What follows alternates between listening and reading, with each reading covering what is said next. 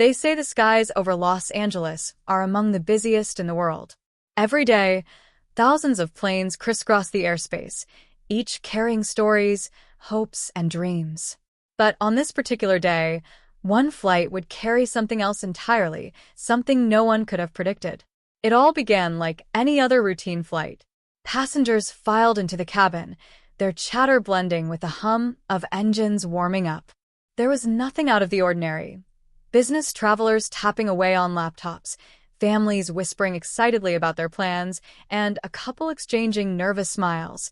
First-time flyers, perhaps. The captain's voice crackled over the intercom, calm and confident. "Good afternoon, ladies and gentlemen. Welcome aboard Flight 267 bound for Los Angeles. Weather looks clear, and we're expecting a smooth ride." Those words would haunt everyone on board later, but at that moment, they were reassuring. As the plane taxied down the runway and lifted into the sky, the city below grew smaller, its sprawling streets and glittering lights fading into a blanket of clouds. The cabin settled into a comfortable rhythm.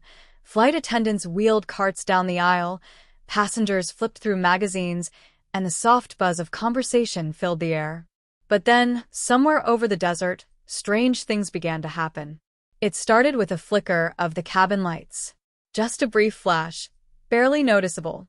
Most passengers dismissed it as a quirk of the electrical system. Planes were, after all, machines.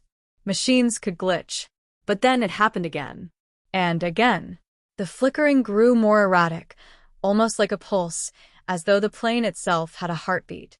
A low hum began to resonate, faint at first, but steadily growing louder.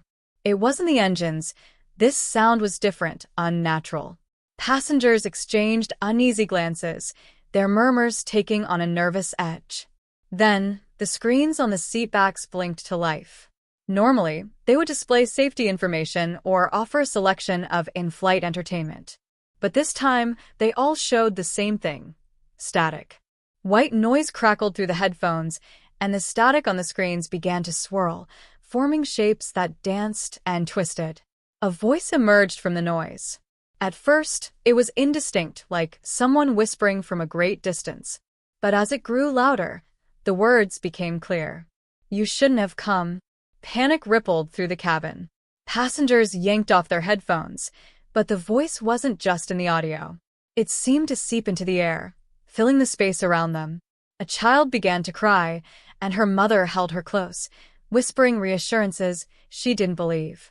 The couple in the back gripped each other's hands, their knuckles white. The flight attendants tried to maintain order, their practiced smiles faltering. Then, the plane shuddered. Not turbulence. This was something else entirely. It was as if the air itself had turned against them, pressing and pulling at the aircraft with invisible hands.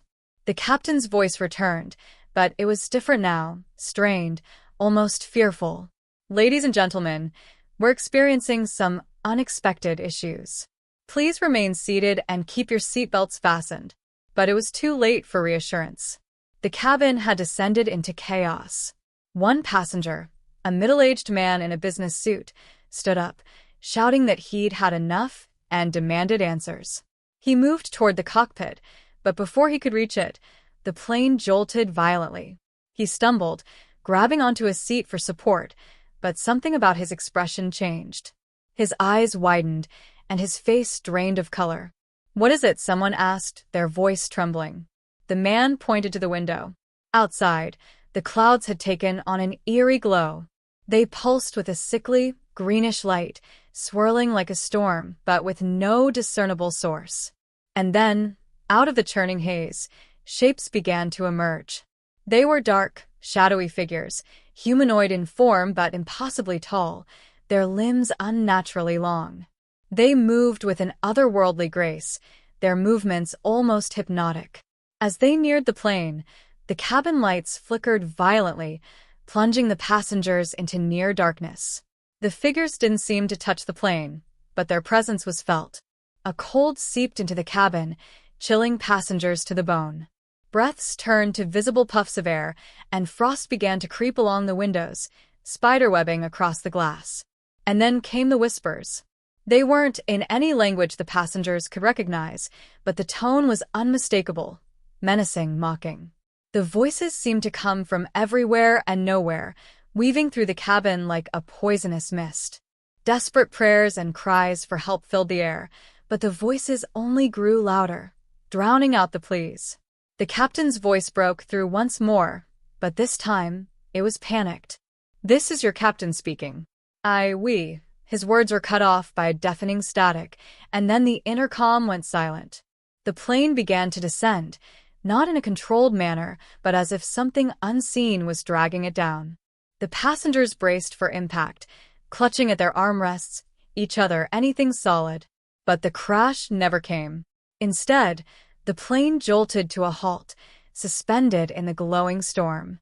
Outside, the shadowy figures surrounded the aircraft, their features now more distinct.